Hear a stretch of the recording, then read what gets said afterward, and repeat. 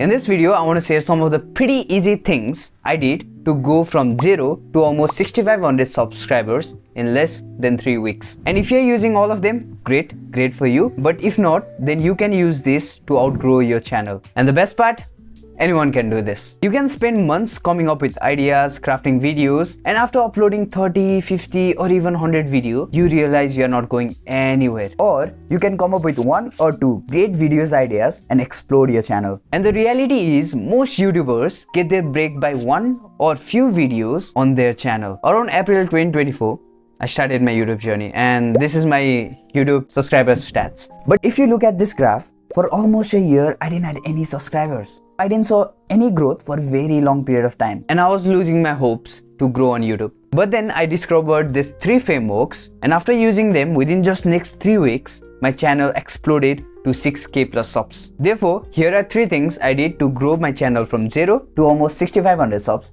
in less than 21 days. But before diving into these 3 key frameworks, let's also discuss over some important topics. The first thing that I want to talk about is YouTube is a long run game.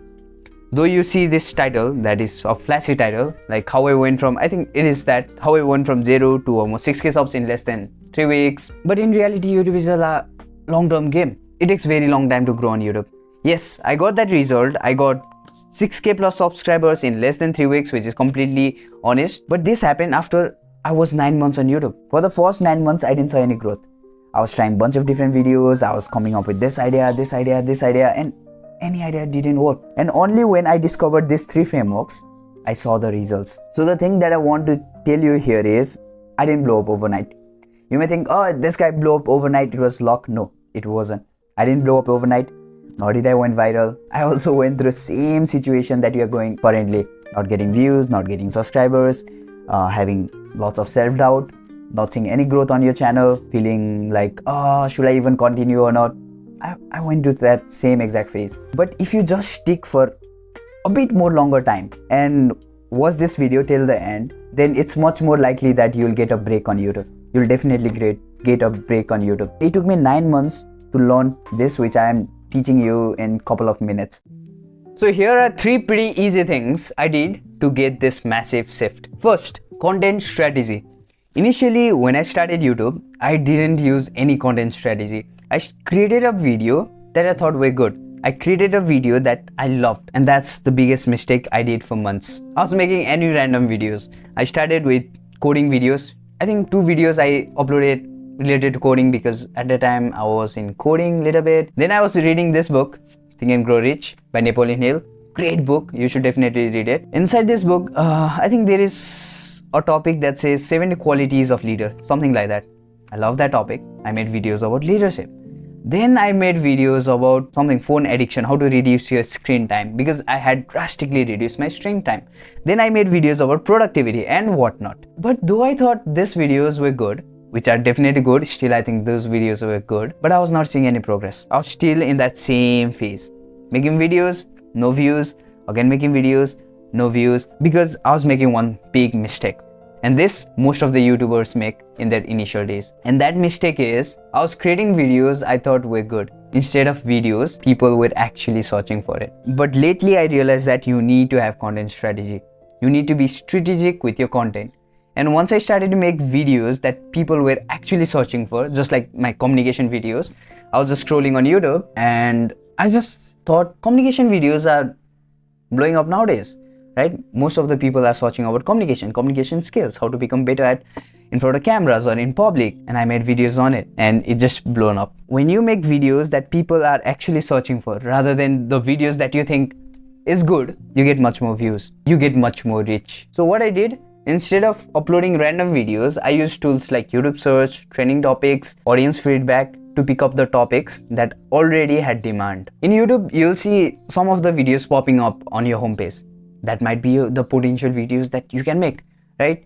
Now, if that is in your niche, you can grab that and make it in your own format. If it is in different niche, you can check out how can I apply this format in my own niche. You're not uploading random videos. Post one type of content that solves specific problem and get known for it. Most big creators use this a lot, and that's the outlier framework. Now, outlier framework is that you using the things that's already working. And why is this important? Because when you're starting out on YouTube, you don't have any experience. You don't know which topic will work on YouTube. You don't know how to stand out. You don't know how to beat the competition. You don't know how does even algorithm work. And every time you have to come up with new concepts, new ideas. And in that process, it takes almost 7 to 8 months to learn about YouTube.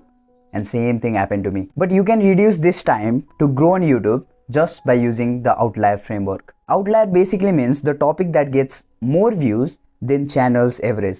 Let's say there is a channel that gets roughly around 700-800 views per video, and in that channel there is a video that has got more than 50k views or 30k views or 20k views. So that video is an outlier in that entire channel, and most big creators use this a lot. They take the idea that's already working, tweak it a little bit and apply that in their niche. Why? Because that videos are proven to work.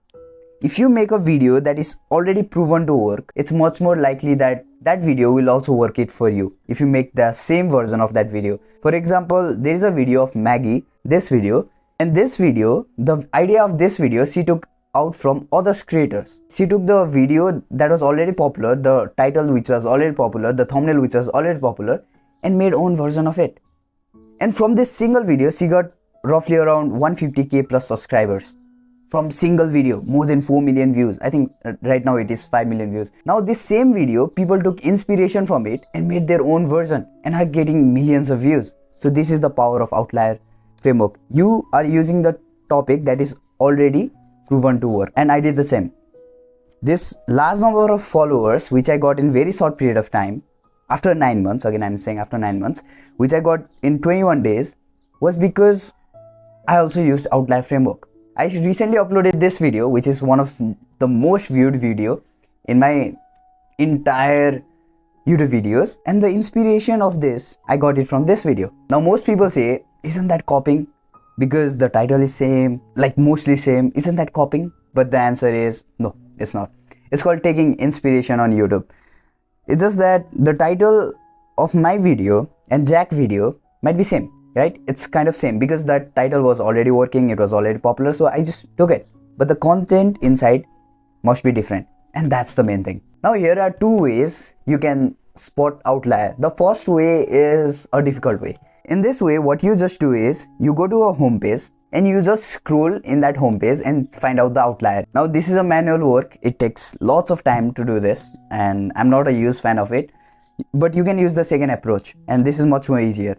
You can download a vidIQ extension on your Chrome browser, and once you do that, in your homepage you start to see in this way, each video in this way, where you'll get how much views that video is getting per hour, and you'll also see this 100x, 6x, 5x, 2x kind of sign, which means the outlier videos. If it is 100x, that basically means that video is performing 100 times as compared to its channel average. And this is the exact way I found my outlier. vidIQ is not the sponsor of this video, but vidIQ, if you're watching it, then let me know. So take the ideas that's already working, look at the cross niche, look at different niche. If you are in educational niche, then look at business niche. If you are in business, look at educational niche.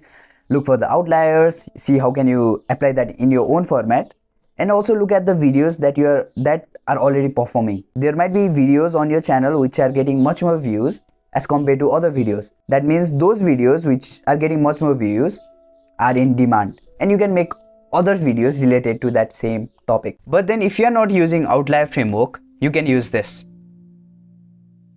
Okay, let's be real for some time. YouTube is an attention game. You also know this, I also know this, that it is a game of seeking other people's attention in your video. I'm also trying to do the same thing. I'm also trying to grab people's attention in my video. You're also trying to do the same thing. So it's a complete attention game. And if you don't attract other people in your video, then someone else will. There are millions of videos that you can scroll on your homepage. But if you don't use YouTube in your favor, you're not gonna get that attention. You'll always remain in that same spiral of not getting views, subscribers, that self-doubt, making videos that people don't want. And this thing can just be removed by using YouTube in your favor. How? By attracting people on your videos. How do you do that? By improving your packaging. Let's say if you go to a grocery shop to buy some foods, let's say to buy a packet of biscuit. When you enter the grocery shop, there are 2 packets of biscuit that you want to take. One has a great packaging, it looks great from outside. Another biscuit, though you know this biscuit is good, but its packaging is bad. The box is crushed, it does not look good, it's awful. Then which one will you buy? I definitely guess the second one, right? Same thing with YouTube. In your homepage, there are millions of videos competing for attention. And if you can't grab attention in the homepage, then no one is gonna click on your video. You can have the best video in the world, best script, best hook, best editing, right? You are trying that insane zoom in, zoom out effect, B-roll, A-roll. You give your best on editing. But if no one is clicking on it, no one is watching. So the competition starts from your homepage. And in order to get that attention, you have to improve your packaging, and that is your title thumbnail. It's very weird for me to say that YouTube relies so much on your title thumbnail. If your video's title thumbnail is good, if the CTR of that video is good, then YouTube will push that video like crazy. But if your title thumbnail is not good, no matter how much valuable your video is, it's not getting much more views as you think. Therefore, the first thing you should do, which I did mistake for a long period of time, is before making any script or filming or anything, the first thing that you should do after coming up with videos idea, you have to nail your title thumbnail. Come up with a great idea and then come up with great title thumbnail. If you can do this thing, 2 things.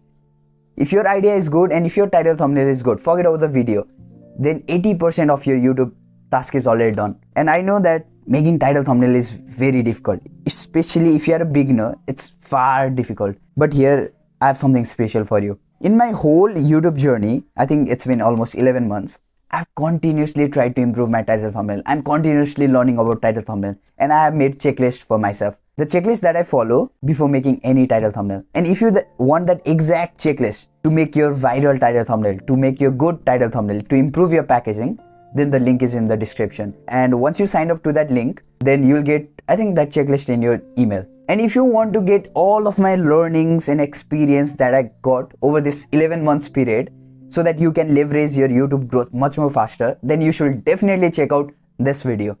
Thank you for watching till the end.